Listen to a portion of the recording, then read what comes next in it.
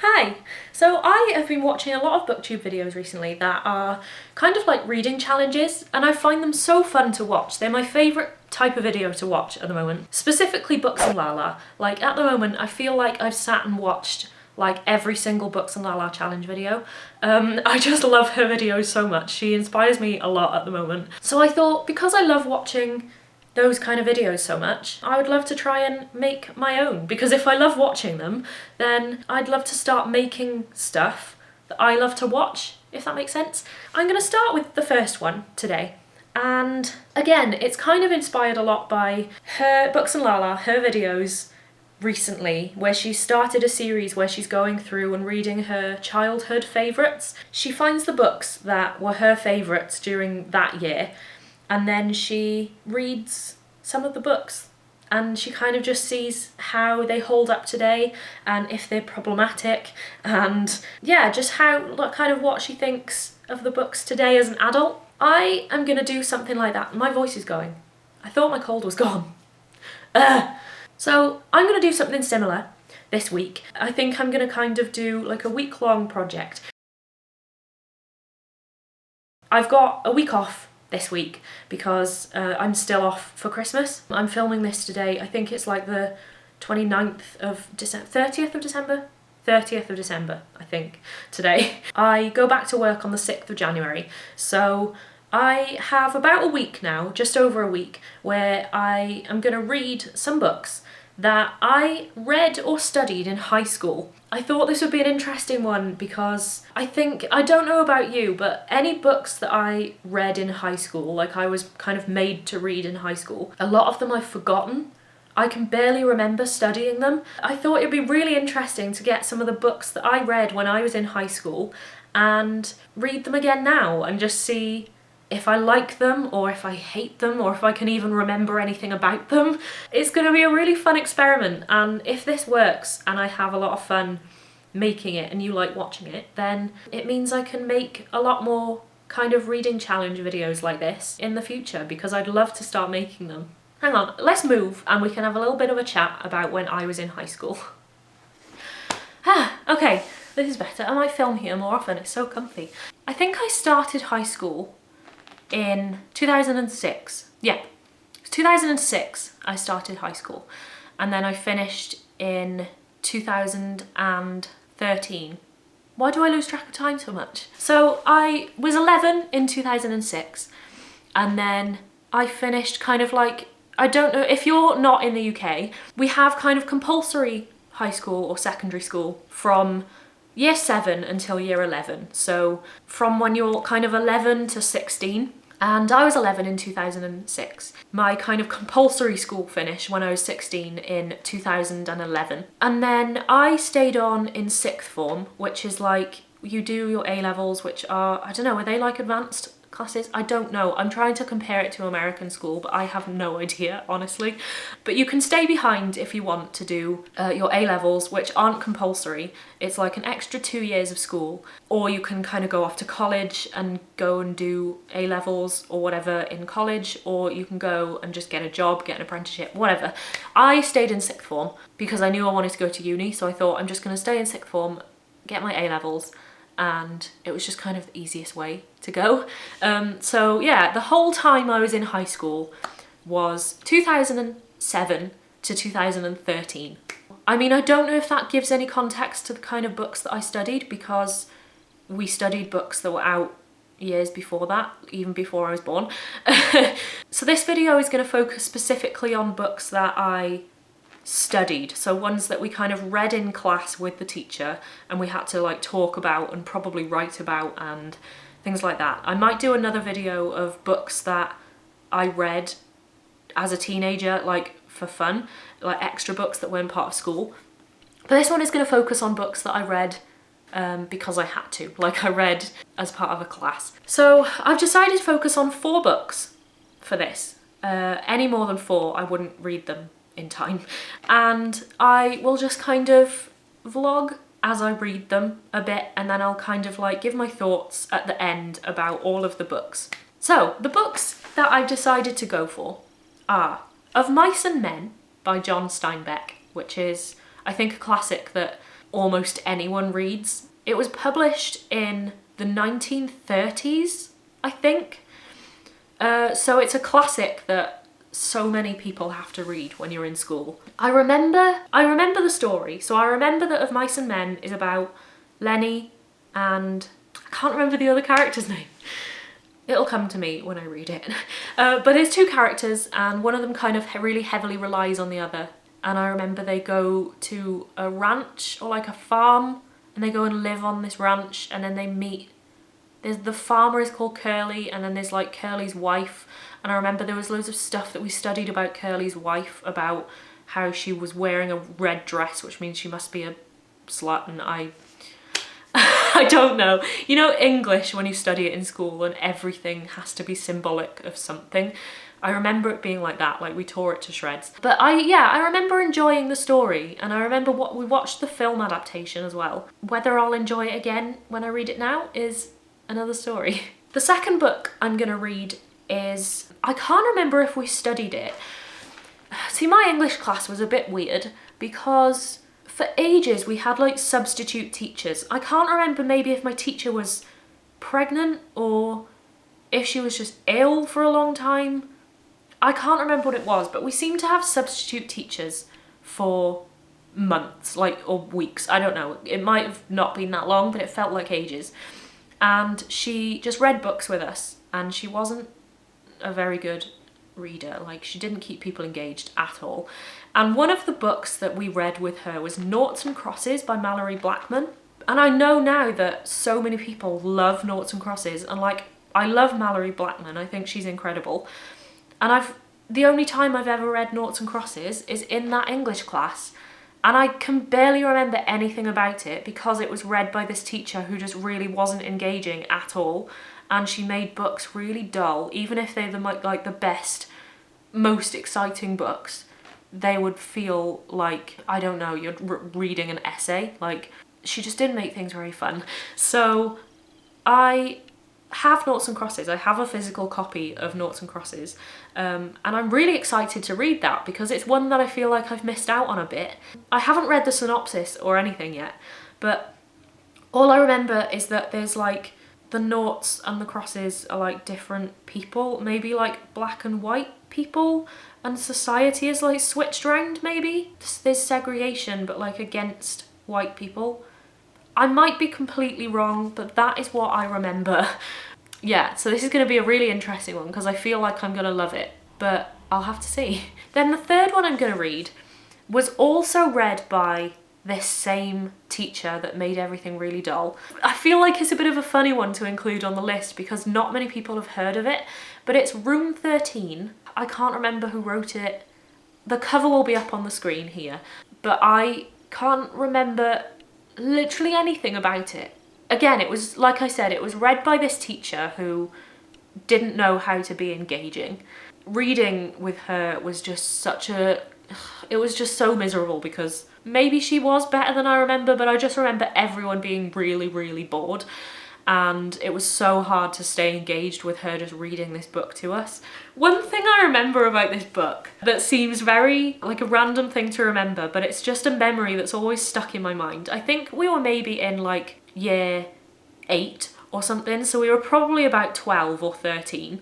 And I remember in this book, there's this whole bit where they're going to open the door to room 13 or something. It's like apparently, going by the synopsis, because I can't remember anything about it, it's about these kids who are like on holiday and they go into this, they're in a hotel or something, and there's a room 13 doesn't exist, and then they find out really creepy stuff about it. It's basically like a kids horror, like almost like a middle grade horror. And there's this one bit where they're going to open the door and it says stuff, I just remember it says stuff in the book like she puts her hand on the knob and she twists the knob, and because we were 12 we found that hilariously funny, and like I remember everyone was just in stitches because every time this teacher tried to say the word knob we were just like crying. If you're not British you might not know the British humour, but I just remember that. That's literally the only thing I remember about reading this book. I don't remember anything else about it. Can't remember the characters. I can't remember the story, like, at all. I can't remember where it was set. I feel like I'm almost going into this completely blind, even though we read the entire book. And then the fourth and final book that I'm going to be reading is Holes by Sachar. This is one that I've read more recently. Like, I say recently, I mean like since I finished high school. I think I read it maybe when I was in uni, just because I found it really cheap on Kindle, and I remember enjoying it when I was in school, and I wanted to reread it. But that was a few years ago, and now I want to kind of reread it again because I've forgotten so much about it. All I remember about Holes is that it's about a boy who is sent to almost like a juvenile detention centre type place, where they're forced to dig massive holes out in the desert, and it's like really hot and they get burnt, and it's just like torture. And you find out that there's like an ulterior motive behind the bosses kind of making all these kids dig all these holes. I can't remember what it is. I just remember there is one. I remember really liking it. I remember enjoying it a lot. I think it was one of those ones where I was at the age where I didn't want to say I enjoyed it because it was one we studied. I was like, oh no, something that we study in English I'm not going to enjoy because we have to study it. But I remember actually really enjoying it, and we watched the film adaptation as well with Shia LaBeouf. There's like tiny childhood Shia LaBeouf in that film. That's really weird. So yeah, I'm really excited to get going with this challenge, like my first proper reading challenge on this channel. Like I said, I already own Noughts and Crosses and Holes. I'm going to need to get copies of Mice and Men and Room 13. I need to pick a book that I'm going to start with. Noughts and Crosses I feel like is going to take a little bit more of my attention, and I really want to finish The Starless Sea in the next couple of days. So I might wait to read Noughts and Crosses until earlier in January, or maybe like after the new year, when I might have more time to read it. Maybe the first book that I'm going to start with is Holes by Sachar. Yeah, I don't know how this video is going to turn out. It might end up being a big jump until I've finished all of the books if I don't get time to actually like vlog me reading them. But ideally, I will try and vlog the process of me reading these books and kind of my thoughts as I'm in the middle of reading them. So let's get going.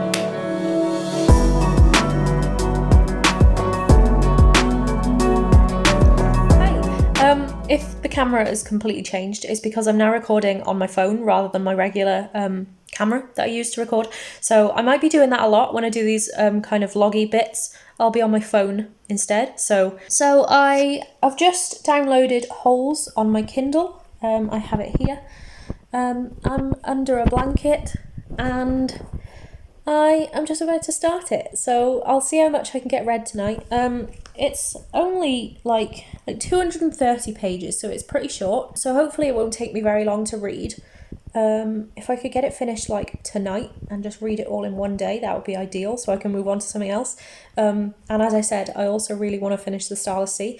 So who knows? Let's see how it goes. I might update again. I might not. One thing I've just noticed that I love about this book, I don't know if it's like a middle grade thing or whether it's just a thing with this book, but I'm literally like 4% into the book and it explains so much in one go but still leaves you with enough mystery so you don't know like what's happened. So like we know Stanley has been sent to this camp and he had an option to go to jail or camp and he chose camp, and then he's suddenly just like on a bus, and then 4% in, the guy driving the bus is just like, welcome to Camp Green Lake, and he's already there. And it dives straight in, like 4% into the story, and it dives straight in with just, he's been on a bus for like 2 seconds, and now he's already at the camp. I kind of wish more books would just cut to the chase like this, because it's kind of great. Quick update, I'm now in a jumper because it's flipping freezing. It's not that long later, it's like an hour later, I think, if that. And I've read almost 50% of Holes already. This is what's great about reading like kids books, like kind of middle grade books, is that they're so quick to get through. So that's why this challenge is so great. I feel like I'm going to get through all these books so quickly.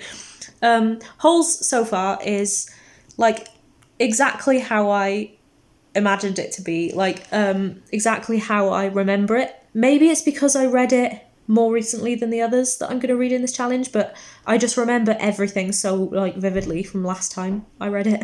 It's great. I'm flying through it, so I'm definitely going to finish it tonight, maybe even in the next hour or so. So it's the next day. I probably look really tired because I haven't even been awake that long. It's like 20 past 10 and I am feeling so lazy today, but I thought I should probably get up and get some stuff done. It's New Year's Eve, so tonight I'm off to my friend's house. We're gonna stay over. We usually just kind of go over and we just eat food and watch the fireworks on TV and play games and just watch films and stuff, so that's gonna be really nice. And then tomorrow I'm off to my dad's because I haven't seen him in, God, ages.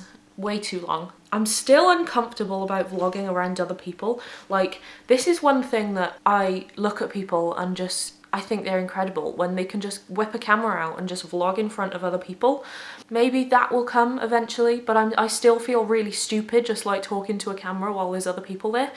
Maybe I will get over that eventually, but now is not the time. So I didn't just come here to chat about my life. I read the whole of Holes yesterday. The whole of Holes, that's really weird.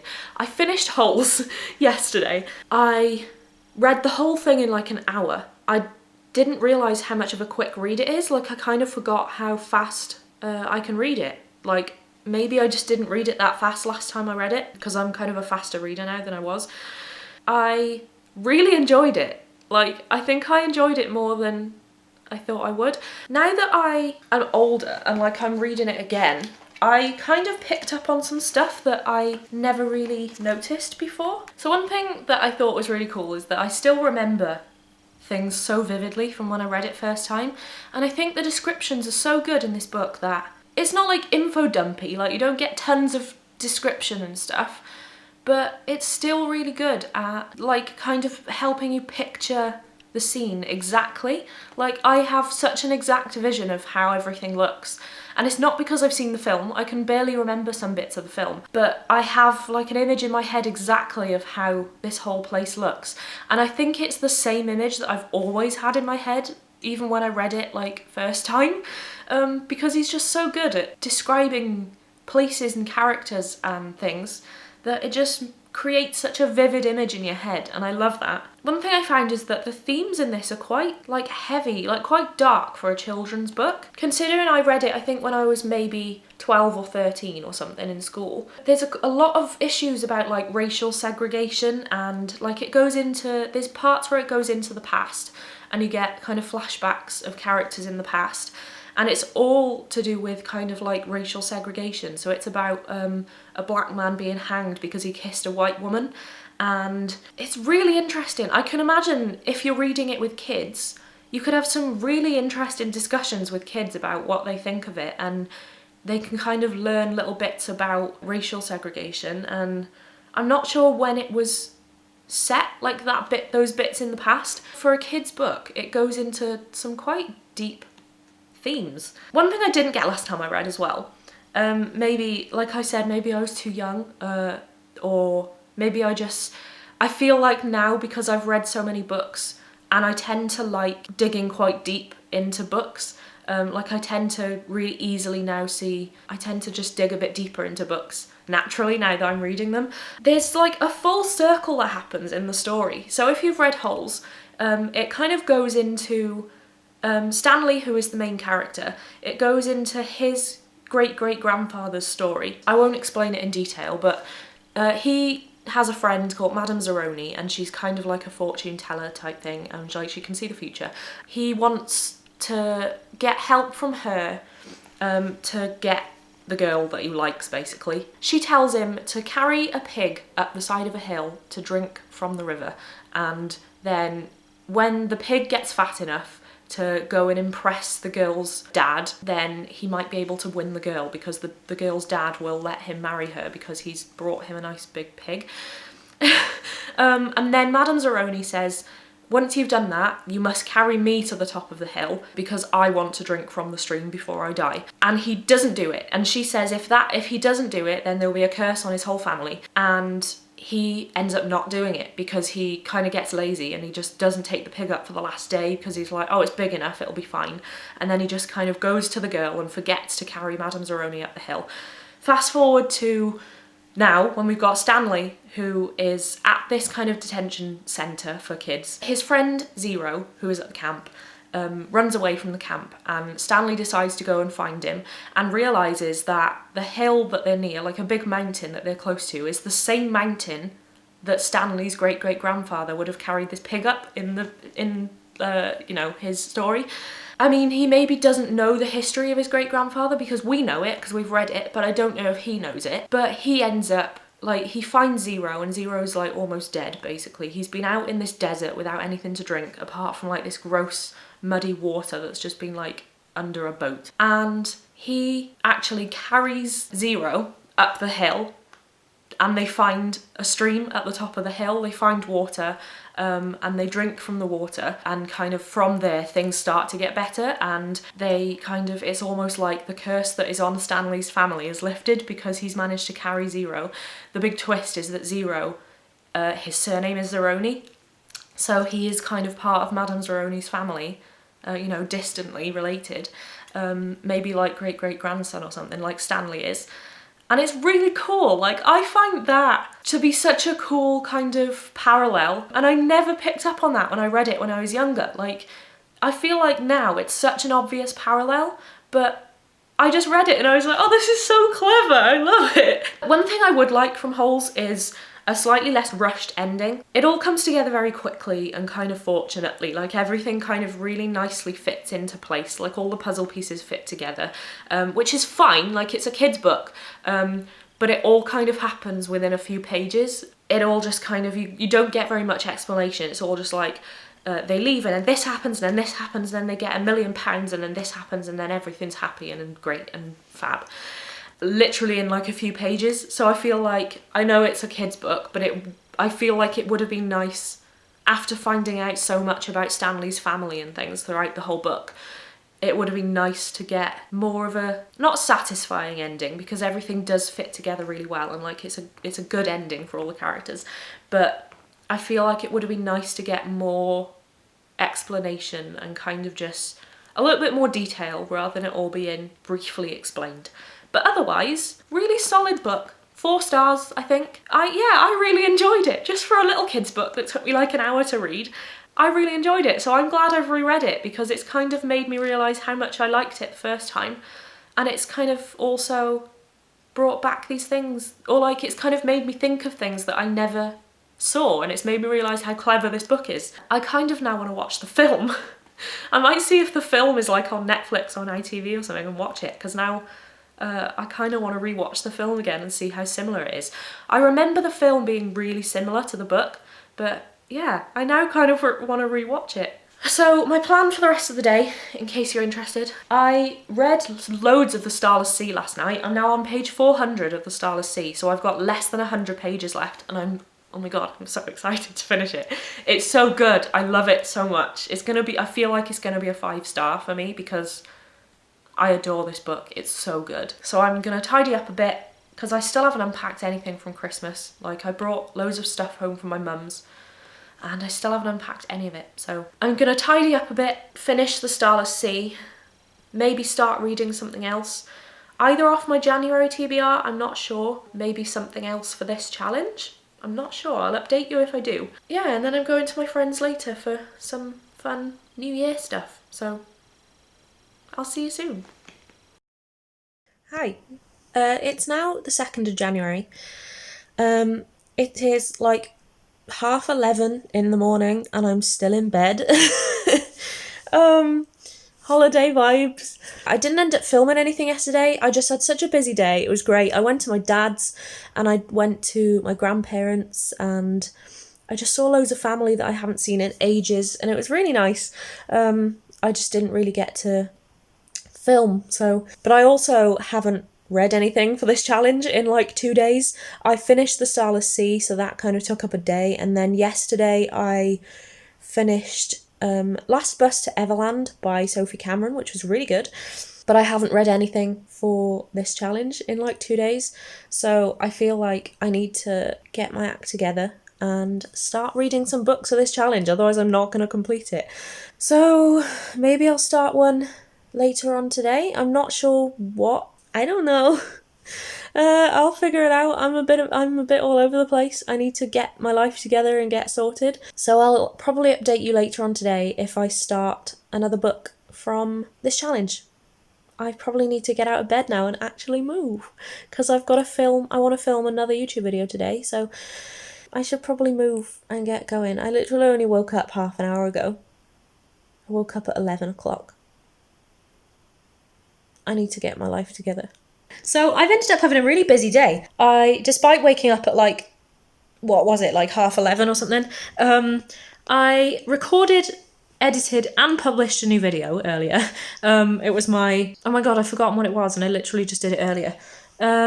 It was my December wrap up and then my January TBR, and I shared a little like book haul I got from the Waterstones sale. Yeah, I spent a while editing that and uploading that, and then I wrote a blog post that was like my 2020 goals and like my 2019 wrap up. So it's been a very reflective wrapping up day today. It's been great. I have now just been watching a bit of Books and Lala. I've just been watching her Bookish stats video, which is so cool. I love how she does that. It's really interesting to see how she breaks down all of her books into different categories and stuff. And now I have just sat down with my Kindle. This is the point of me filming. I got distracted again by talking about my day. I have just bought Room 13 by Robert Swindells on Kindle. And that is one of the books for this challenge. So it's really short. I think it's like 100 and something pages maybe. Okay, so my Kindle book that I've just got is like 350 pages, but there's 2 books in that. It's got a sequel apparently as well, and they're both in the same book. So I think it's maybe just over 100 pages, so it should be a really quick read. And it's meant for like 11-year-olds, so it shouldn't take me too long. So I think I'm going to start that now.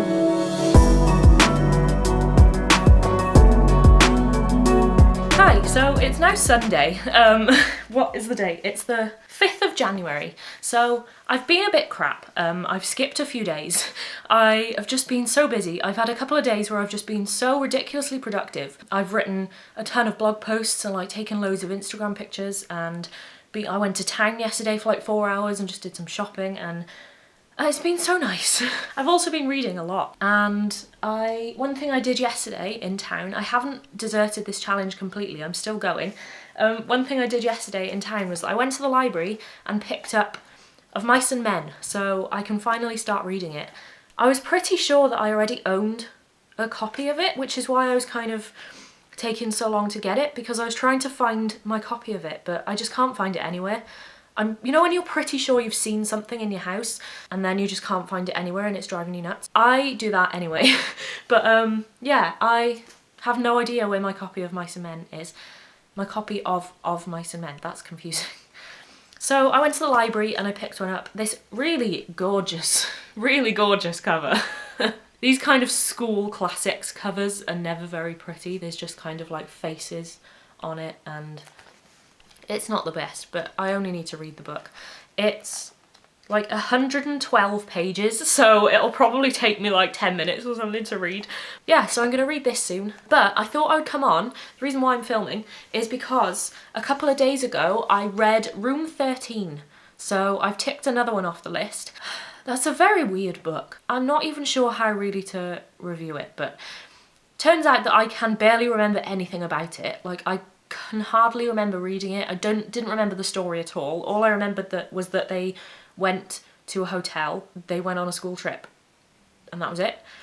I mean, that is pretty much the story, not much else happens. They literally go to a hotel, they're divided up into their rooms and stuff. The teachers are all really mean. Like, the teachers never say one nice sentence, which is weird. And like, all the students constantly say sir and miss at the end of like every single sentence they say. Even if they're having a conversation, the teacher will say the dialogue and then the student will say something, something, sir, and then the teacher will say something and then they'll say something else and then say sir. And it was just like, oh my god, I want to do a word count of how many times the word sir is used in this book, because they literally say sir after every single sentence. But yeah, they go to this hotel and then they realise, Fliss, who is the main character, realises that there's no room 13. There's room 11, room 12, and then no room 13, and there's just like a cupboard.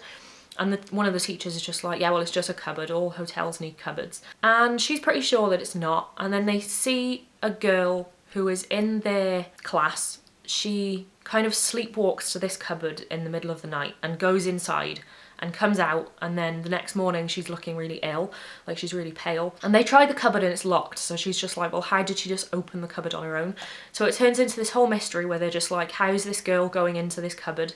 And they find that she's got like little blood marks on her neck, like vampire marks on her neck. And a couple of the kids, including Fliss, the main character, try and figure out what the hell is going on. And then they find out what they need to do to get in there and do it, and there's like a vampire in there and they need to kill the vampire, and the whole killing the vampire part takes like 1 page, which I thought was the whole point of the book, but the vampire thing happens literally on 1 page. It's just like, we need to do this, and then they're like crushing this vampire with a stone. It's very weird. I don't even know. It's very strange. Like I said, I can remember hardly any of it. All I remember is the bit that did make us laugh when we were in the class, and there's this whole bit where I don't even know if it's just British humour. I feel like it's only British humour, but there's a bit where it's just like, it's talking about her like touching a knob and twisting the knob, and then it's just like, it goes back to it again later. It's just like, she tried the twisting the knob again. And when we were like 13 or whatever, we found that hilariously funny with our teacher reading that, and I found that bit again, and I was just remembering how funny we found it. I don't know why, because we were 13, so I think you find anything funny when you're 13. Yeah, that was just a funny memory from reading this book. So yeah, it's just very strange. Don't like it very much. I mean, it's supposed to be for kids. It's just very weird. Some of the language is a bit dated. Like, this book is from the 80s, and some of the language in it definitely doesn't hold up to now. Like, there's the word spaz, there's the word mong, there's all sorts of different words that kind of we used when we were like 12, 13, like we used all these words in school, but now I read them and it's just a bit kind of like, oh god, they're using that word. It's just very strange. But I know that when we were that age, we were also using those words because we just didn't really know the meaning behind them. It's just when they're in a book, it feels a bit like, ugh. It's very strange. The dialogue's very odd, like it's all kind of very choppy dialogue, and it doesn't sound like actual real dialogue. Like, the conversations kind of move the scenes on so quickly, and like it's all very stilted and weird. I feel like it kind of moves along so quickly, like the pace of it is really strange. So yeah, I'm not a fan. I don't know, like I wouldn't recommend it, I don't think, to kids now, but I'm not sure. I know there are some people on Goodreads saying that like they read it as a teenager and then they gave it to their brothers and sisters because they wanted everyone to read it. I guess maybe if I was that age, if I was maybe like 11 to 13 maybe, then I would have enjoyed it, but because I'm a 25-year-old adult, I just don't enjoy it as much as maybe a teenager would. So it's a bit strange. What I'm gonna do next, over the next couple of days, is I'll find some time to read Of Mice and Men, which won't take me very long. I remember a lot more about this story than I do about the others, but I feel like there is a lot that I can't remember as well. I can kind of remember the bare kind of bones of it, and I remember some of the things that we studied, but yeah, I'll have to see how much of this is new to me and how much I do actually remember. So I've just noticed actually this book that I've got from the library has another kid's annotations in, I'm assuming from school.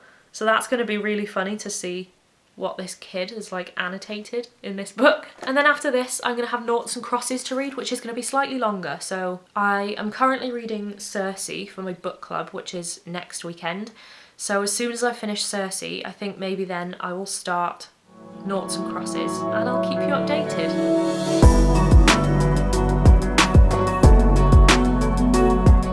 Why do I find it so hard to get up in the morning?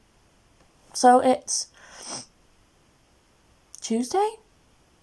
I have missed a lot of days filming. I haven't filmed for this video for ages. I've just been so distracted. So I'm gonna try and film some stuff today. I am now gonna get up and actually start my day. And you can come with me. I'm gonna try and vlog my day today. It's not gonna be very interesting, but let's see what happens. Ugh. Look at that weather. Beautiful.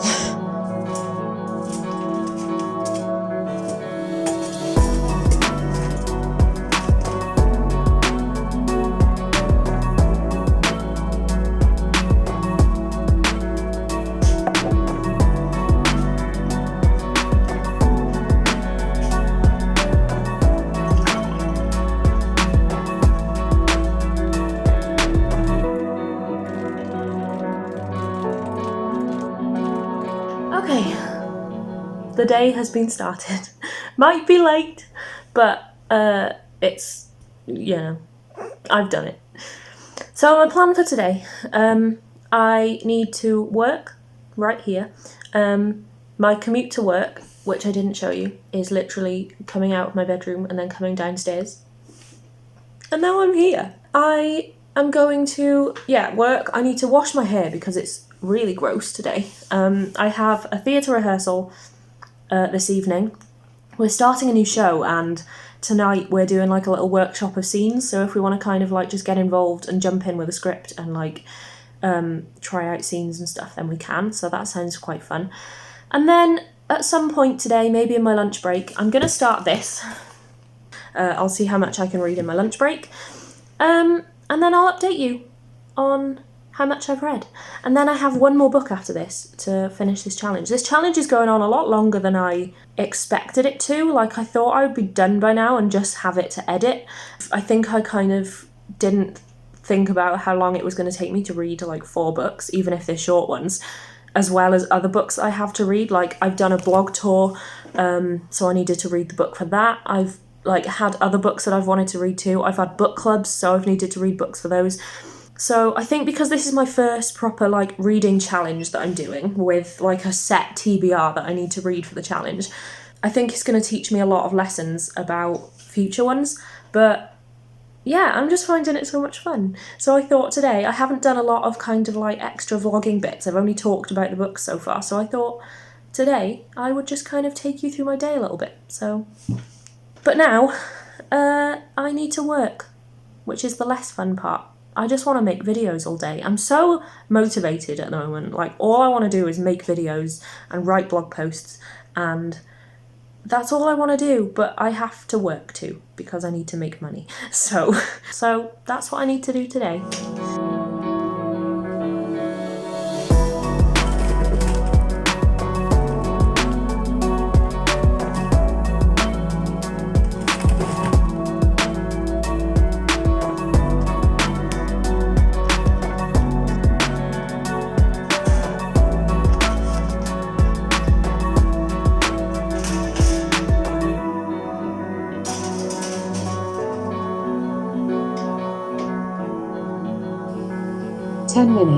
Starting now. It's lunchtime.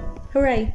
I always look forward to eating. Like, lunch is the most exciting part of the day. You're seeing how exciting one of my regular days is, and I bet you're glad. I bet you're jealous of how rock and roll my lifestyle is. So I am going to, while my food's cooking, it's going to be like maybe half an hour, I'm going to see how much of Mice and Men I can get read. It's short, so I'm hoping if I can get it, like, most of it read during this lunch break, then that will be amazing, because then I've got one more book to focus on and I can finally wrap up this challenge, because it's been going for like 2 weeks now. So yeah, I'm gonna spend 20 minutes or so now seeing how much of this book I can get through. All I can see is just their terrifying faces every time I hold this book up to the camera. I'm gonna see how much of this I can get read now, and then I will update you whenever I've read some of it. So, see you in a minute. Considering I read this book, I think I can't remember what year it was. I'm kind of thinking it was probably like year 8 or 9 in school, so I might have been 12 or 13. There's lines in here like, Jesus Christ, you're a crazy bastard. And I feel like those would have been lines that we would have read when we were like 12 and just been like, oh my god. I also feel like it would have been a funny one for like pronunciation, because a lot of the words are written as if they're pronounced, almost, you know, like Hagrid in Harry Potter. A lot of the words are written as if they're pronounced like that, so I wonder if we would have had a hard time reading that, or whether it would have made the reading experience better because we can kind of read it in the accent. It's very strange.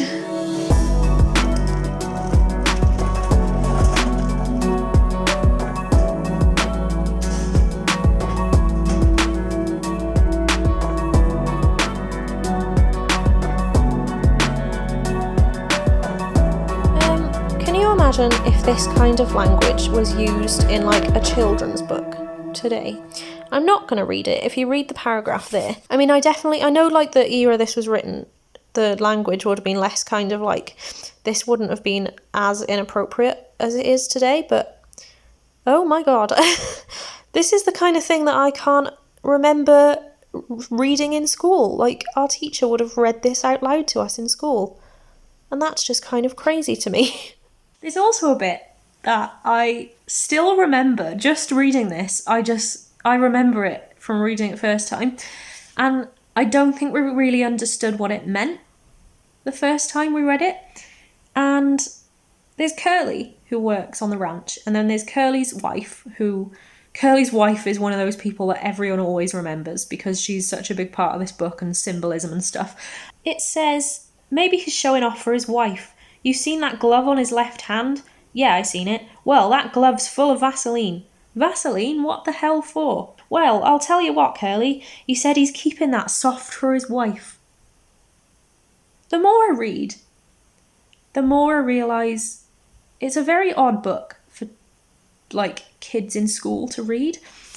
Like, I get the point is that it's full of symbolism and stuff, but I honestly feel like if I had a child, I would dread the questions that they would start asking me after reading this book.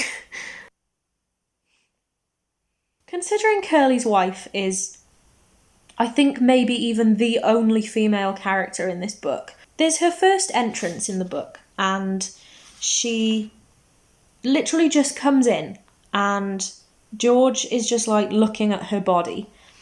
And then as soon as she leaves, he is like, Jesus, what a tramp. So that's what Curly picks for a wife. Lovely. That's charming, that is. That, yeah.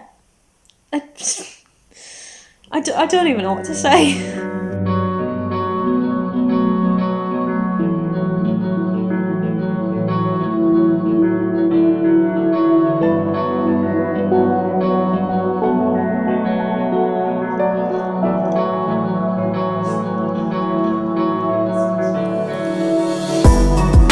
This lighting is god-awful. This makes my skin look terrible.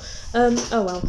I've looked awful throughout this whole vlog, so you'll have to get used to it. I have finished work for the day. I've jumped ahead a bit. I read about 40 pages of Mice and Men at lunch. I am hoping to finish the rest in bed tonight, like before I go to bed, so I will let you know if I do that. But yeah, I finished work for the day. I don't know how much I'll vlog for the rest of the day because I have to like get some stuff done, and then I've got to like wash my hair, and I've got to go to my theatre rehearsal. So yeah, I might be signing off for the day, but if you don't hear from me again today. But yeah, I am hoping to finish with Mice and Men tonight.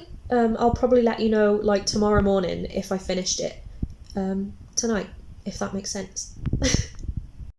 It's been a manic couple of days, as usual. I feel like I start every single one of these videos with being like, it's been manic, but it really has. I look kind of a state, as I regularly do. I have a bit of an update. It's a couple of days later. I have spent a couple of days reorganising my entire office. So hang on, I'll give you a quick tour, actually. Come with me. So I don't know if you remember what it was like before, but my desk kind of like came out into the middle of the room there. So I've pushed it to the back of the room now, and I kind of prefer it. Please ignore all of this stuff here. I need to sort it, and then I have all of my plants. But I have a little reading nook here. It's a bit of a mess. This probably isn't the best tour, but bear with me. I have this new map. I bought a scratch map. And what I'm going to do is I thought I can start scratching off countries on the map for books set in those countries, or maybe authors from those countries, but at the moment I'm focusing on books set in those countries. So I've done a couple, like I've scratched a couple off, like I've done Alaska and I've done a couple of the states. I'm not doing like the whole of the US because I feel like just reading one book in the US and then crossing off the whole of the US would be cheating. So I'm seeing how many states I can read books from. And then I also have Germany up there, and I have obviously the UK, but you can't really see because it's the same colour as the scratch off stuff, which is weird. And then in Africa, I have Nigeria. I haven't done all my books. I need to go through all of my books and see where they're all set and see if I can cross any more off. But I was just kind of doing it, procrastinating really from work the other day. But this was stuck. It was originally up there above my desk, which looked really nice. However, it's wallpaper over there, and I don't think it was sticking very well to wallpaper.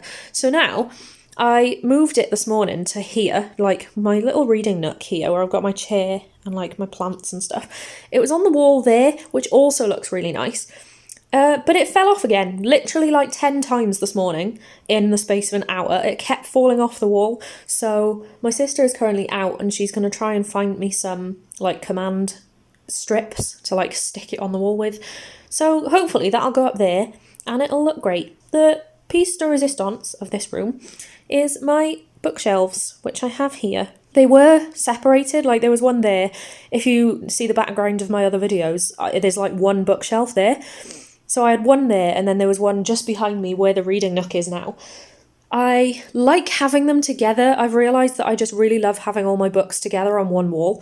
So I did that. I made a big space here, where my desk originally came out from like where that bookshelf is at the end. I moved the desk to there, and then I now have all my shelves together, and I'm very pleased with it. I'm very happy. So now the point of me coming on to do this today. I finished Of Mice and Men last night. I think I rated it like maybe 3 stars. I feel weird rating it, but I still feel like I want to give it a rating anyway. But I remembered like halfway through how sad it ends. I forgot as I was reading it how it ends, and then something happened, like a discussion they were having about like rabbits halfway through. I was just like, oh my god, I've just remembered how this book ends, and now I'm dreading the ending. I didn't find the ending as shocking as I did when I read it first time. Obviously because I read it first time and I didn't know what was happening, and I was also younger, so it was more of a shocking ending to me. I would say spoiler warning, but this book was written in the 1930s. Like, I feel like I can't give a spoiler warning on something that was written in the 1930s. So, spoiler warning in case you're worried about Of Mice and Men spoilers, but I doubt anyone will be. So, this follows George and Lenny, who are American farmers, and they just kind of like tour all the way around to try and find different ranches they can go and work at to save money. And their aim is to get their own place together. So they've got this bit of land in mind where they can get their own farms, and that's kind of like the big American dream that they have, is to get these farms together with the money that they've made from just working all these different ranches all over America. In California. They get a job at this ranch and they meet all sorts of different people there. Lenny kind of gets into a bit of trouble. They had to move before because it's very kind of ambiguous with him doing all these things that mean that they have to move and they have to kind of like quickly run away and find somewhere new. So when they get to this farm, there's Curly's wife, who Curly is kind of like one of the other people. He's kind of like the boss of the ranch. And his wife, they don't talk very nicely about his wife. Like, considering, I think I mentioned this in one of my updates when I was reading it. Considering she's the only female character in this story, they don't talk about her very nicely.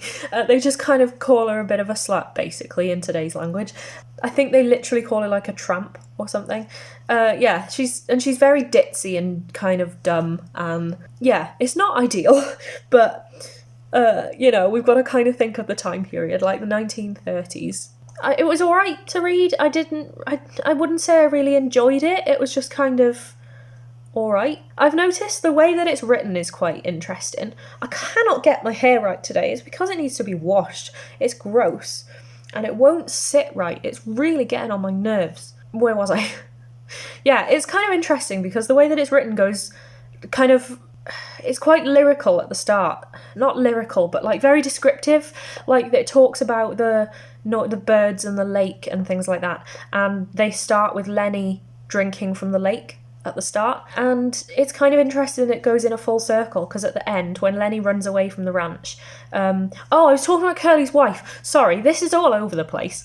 This was where the spoilers come in, I'm sorry. Curly's wife is kind of talking to him at the end, and Lenny he likes touch, so he likes feeling things. Like, he's always got like a mouse or something, and he likes little animals because he likes to touch them, but he keeps killing them because he's not gentle with them.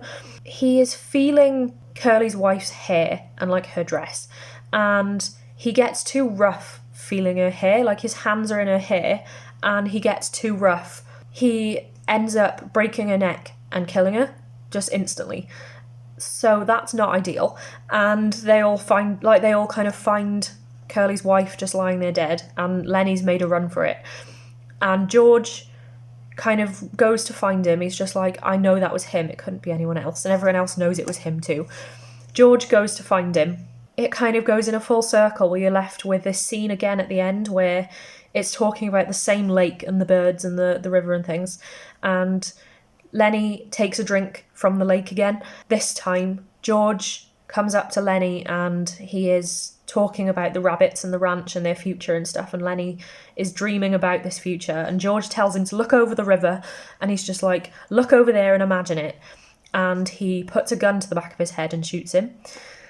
So it's a very twisty ending. I remember being in school and reading it and being shocked over this ending for days. And there's a film version as well, and that just got me even more because, like, the way that they do it in the film just...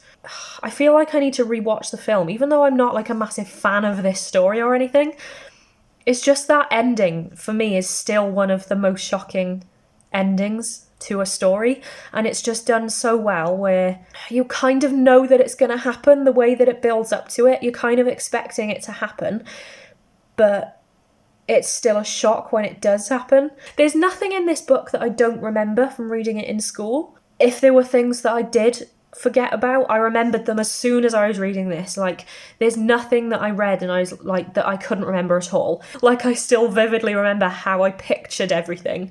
Yeah, I think for me, this is one thing that I remember most out of anything that I studied in school. Studying this book is something that I remember most. So I'm glad I've reread it because I had so many feelings about it the first time that I read it when I was in school, and it's been quite interesting to read it again. I didn't realise how short it was. I think when we were in school it feels really long, like 110 pages feels really long, but it's just interesting now to see how differently I read it, you know, with like how the only woman in the story is talked about and treated, and how there's this character that they only refer to as like Negro, and the bit that I showed you in that clip as I was reading it. The language is definitely very interesting to look at, and you can tell that it was written in the 30s. It's very dated language, and kind of the way that the men are and the way that Curly's wife is treated. It's all very dated. It definitely doesn't age very well, but I can definitely see why it's a chosen book to study in school when we get to like GCSE age, so like 14, 15. I can see why they would choose this book for us to study, because there's so much to talk about, like in the way that Lenny acts and how George is kind of almost like a parent to him, and how the ending just kind of like why George decided to do that to Lenny. Like, there's so many different reasons why George might have done that to Lenny at the end.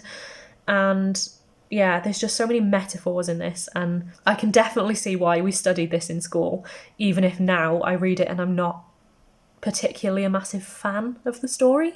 So the next book that I'm going to read, now that I've finished that, I kind of want this video to go up soon. I might have to push it back because I've been distracted by reading so many other things.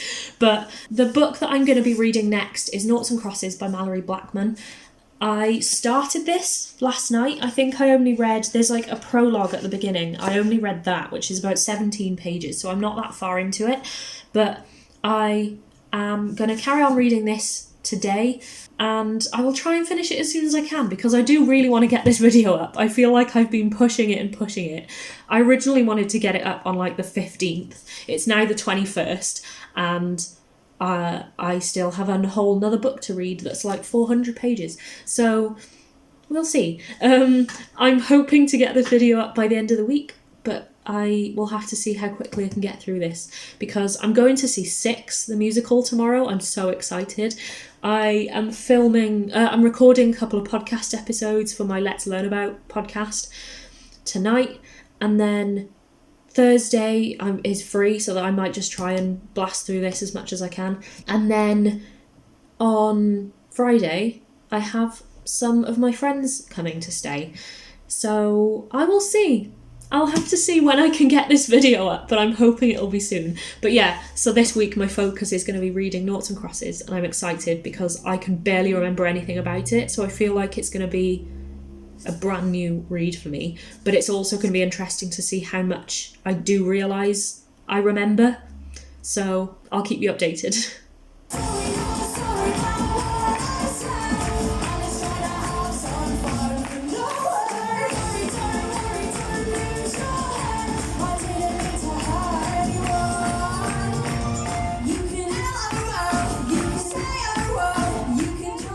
So I've just finished Noughts and Crosses by Malorie Blackman. I feel exhausted just from reading that ending. Jesus Christ. Yeah. I don't even know what to say. I don't remember anything about this book. Like, I kind of remember little bits, but generally, I don't remember reading this book at all in school, which is interesting because the others I kind of remember. So this was an interesting one, and also a really, really good one to end on because it's incredible. The ending, though, I don't even know what to say. Oh, right, now that I've read all of the books, I'm going to go over there. I'm in my office at the moment in my little reading nook. I'm going to go over there and I'm going to turn on my camera and I'm going to do a wrap-up of this whole challenge because I've now just finished the last book of the challenge, finally. So I'm going to try and wrap up Noughts and Crosses and then wrap up this whole challenge. So I've done it. I finally completed the challenge. It's been like, I don't even know, weeks or something, and I have finally done it. All I had to do was read 4 books, and 3 of them are really short, and it still took me weeks. I feel like choosing January, straight after Christmas, is probably not the best time to start trying to do a reading challenge where I have a set TBR to read, because it's a mental month anyway, and then I decided to try and read a set amount of books and vlog reading them and then try and summarise my thoughts. Probably not the best idea. I feel like one thing that's good about doing this challenge is that I know I definitely want to do more reading challenges, and this one is teaching me so much about how to be more organised with a challenge, like how to organise it better, how to kind of set better deadlines for reading my books, because I haven't been setting any deadlines for when I should finish my books, and that's meant that I've kept moving this video on and on. Like, I originally wanted to post this video on like the 15th of January. It's now pretty much almost the end of January and I've only just finished the last book. So I need to get my life together next time I do another reading challenge and actually organise it properly. Because I just went into this one like, yeah, that would be fun. Let's turn on the camera and just start. And that's probably not the best way to go. But anyway, I have finished this challenge now, so there you go, that's a good thing. So I thought I would quickly now give a rough review of Noughts and Crosses, which I've just finished, and then I'll summarise all of the books that I've read for this challenge and then see if I got anything out of this challenge and kind of give my final thoughts on it. So Noughts and Crosses, I feel like was a really, really good one to end on because it's just incredible. Like, this book is just so great, and after kind of, the challenge has been a little bit all over the place with the books that I've read, and this has been such a good one to end on. If you're not sure what Noughts and Crosses is about, it's basically like an alternate reality to ours, where white people are called noughts and black people are called crosses, and it kind of reality has gone the other way, where white people are the minority and they are the ones that kind of historically black people have been in their place. It kind of switches the whole dynamic of the world so that racial prejudice is against white people or noughts, and I feel like it's a really clever way to reflect what actually goes on and the prejudice that black people face, but flipped the other way. Like, it kind of makes you stop and think about how different it would be if it was flipped the other way. Yeah, it's so hard to put into words, my thoughts. I'm definitely going to be writing a blog post on this. It's a book that's definitely worth me writing a full blog post review on, because I can actually sit down and try and get my thoughts out properly, rather than trying to ramble them in a video. But this book's just so incredible. I can't remember much of it from school, which is interesting. I remember studying it in school, I remember reading it and discussing it, but I just can't remember much of the story at all. It's been very interesting. So the other three that I read, just as a refresher, the other three books that I read were Holes by Sachar, Room 13 by Robert Swindells, and Of Mice and Men by John Steinbeck. They're all very interesting. I feel like maybe choosing this to read alongside the other three was interesting because the other three are kind of almost like novellas, I mean, Holes is pretty much a full novel, but it's still a short novel. The other two are a lot shorter, especially Of Mice and Men. It's only like 110 pages, something like that, just over 100 pages. And this is like a full YA novel. I think that's maybe the difference. The others aren't particularly YA, they're more just kind of either classics like Of Mice and Men, or almost like middle grade. Like Holes especially, I kind of see as being sort of middle grade. And then Room 13, I see a lot being labelled as young adult, which I just find really strange because it reads like a children's book almost. Like it definitely reads to me like it's for a younger audience. I don't know, maybe it's because I'm getting old, like I'm 25 now. Maybe it's because I'm not a teenager anymore, but I don't know. This feels so different to the others because it is a proper YA novel, and I just loved it so much. And I think it was a really good one to end the challenge on. It is interesting, as I was saying, because I don't remember a lot about it, so it was pretty much like I was reading this for the first time. I guess even though technically you can say it's a reread because I read it in school, I can barely remember anything about it, so it's been really interesting for me to read this. I have raced through it. I started it 2 days ago. I literally only read the prologue in one day. I read like 17 pages or something, and then the next day I read, or I think maybe in bed that evening, I got up to like page 180, and then suddenly yesterday I sat there and read up to like 300 and almost 350, and I've just finished the book this morning. I've raced through it. It's been so good. It's made me excited to kind of get all my other books finished that I'm reading and move on to some new books. It's just so good. I love it so much. There's no wonder why this is kind of almost like an instant classic now. Malorie Blackman is just incredible. I love her anyway. And this book is just so clever. And the twists are just so, oh my god, they just pierce your heart. And when I read the ending to this, I turned the last page thinking there was going to be more, and there wasn't. It was just the end. And I actually said, what the hell? Like, I turned the last page and just went, what the hell? No! Because I was not expecting this ending. Oh my god, out of anything, I was not expecting this book to end that way. Biggest plot twist, and like I think the biggest shock that I've had, like shock ending that I've had since Lauren James. I think the last time I actually read a book that shocked me so much, like the whole plot twist and everything, was maybe like The Loneliest Girl in the Universe or something by Lauren James. I have no words. I'm speechless. I really want to read the rest of the books in this series now and see what they're like. Let's try and wrap up this challenge and see if I got anything from it. I know I kind of reviewed the books as I went along, but I'll give a quick recap. Just myself, really, because this has taken me so long to do. I feel like I started this challenge so long ago. So the first book that I read was Holes by Sachar, which was one that I knew I remembered pretty much everything about. I think I've read that a couple of times already, as I said earlier in the video maybe.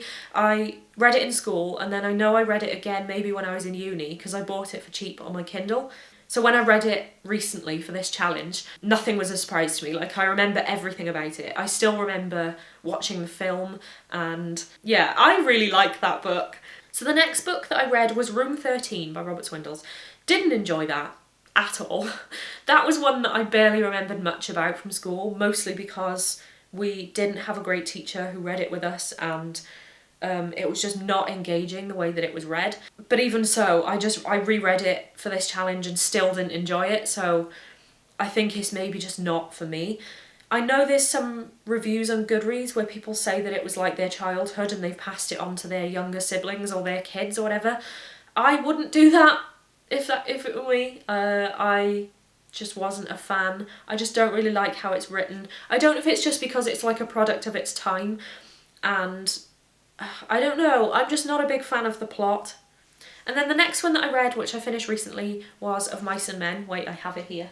I won't go into it too much because obviously I covered it really recently in this video because I read it like last but one. Yeah, again, another one that I remember everything about. I didn't even really need to refresh my memory on it. Again, it's another one that I'm glad I've reread. I didn't think, like last year or whatever, that I would be rereading Of Mice and Men anytime soon, but I'm kind of pleased that I have. Like, so what I've got from this challenge is, I'm not sure.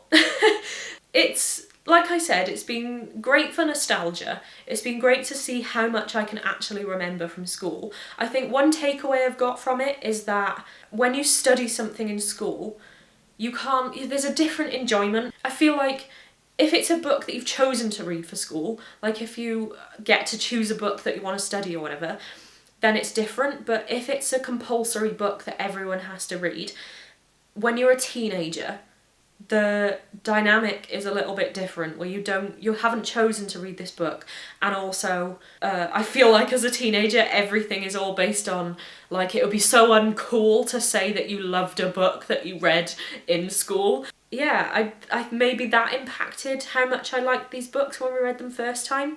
So yeah, that has been interesting to see how different my thoughts are from when I read them first time as a kid or as a teenager compared to now reading them as like a 25-year-old adult, because my thoughts have changed a lot on some of them.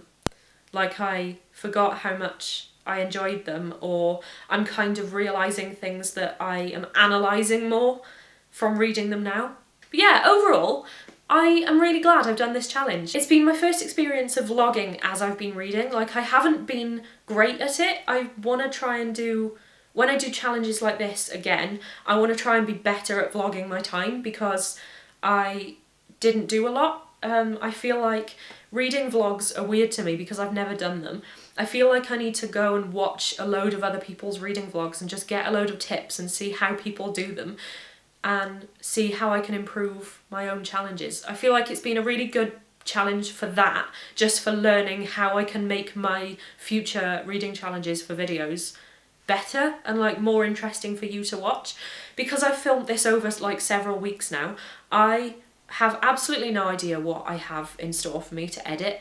It's going to be interesting. I feel like I should probably have edited it as I went along, because now I have like weeks worth of footage that I now need to try and sit down and edit, but I will try. I'll see how this goes.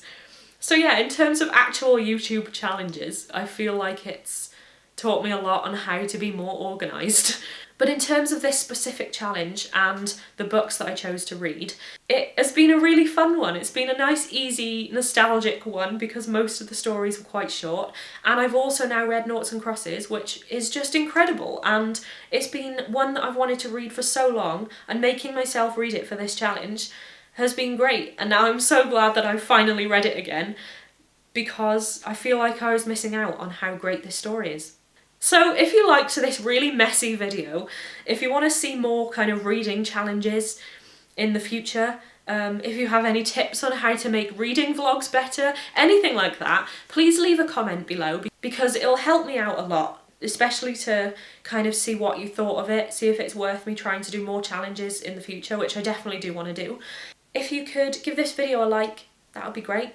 And like I said, if you like this video and you want to watch more from me, then subscribe. I have a few more reading challenges in the works that I'd love to do at some point. I'll probably wait a little bit first. I might do another one in March maybe, so February I'll just go back to reading things that I want to read, and then I might start a new reading challenge in March. That sounds good. I might do that. So expect a new one coming in the next couple of months. I'm not sure what it'll be yet because I've got like a million different ideas, but yeah, expect one coming at some point, maybe in March. So I hope you enjoyed this, and I will see you soon with a new video. Bye!